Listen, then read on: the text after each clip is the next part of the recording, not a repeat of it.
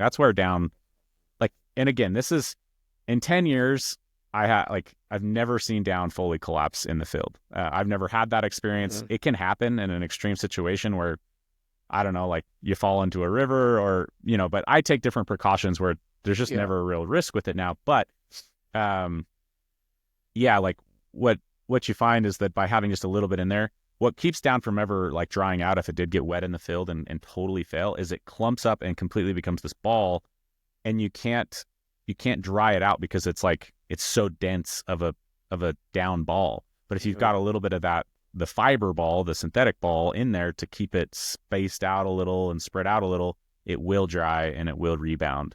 But even on total failure, like on tests we've done, the most like total failure we can get is to have it lose 50% of its loft.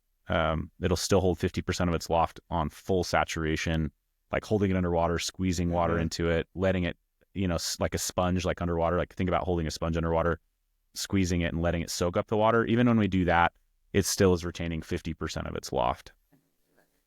Boy, you got to be in a really extreme environment, like situation. You know what I mean? Yeah. Like, there's a lot of fear Yes. mongering out there that Mm-hmm. is due to, I mean, marketing slash fear mongering for a lot of stuff.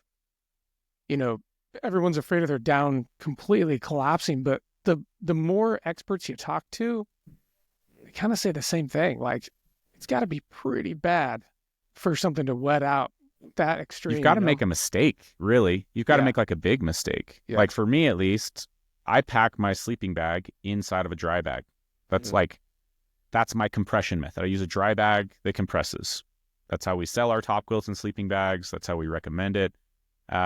So like, even if you drop your backpack into a river, Yeah. it's still totally fine. So yeah, like the more time you spend out there. In fact, it's funny because the only story I've ever heard of a guy that was like, oh yeah, like my down got totally wet on this float trip and it was the most miserable time ever. He also happened to work for an insulation company that only sold synthetic insulation. Um,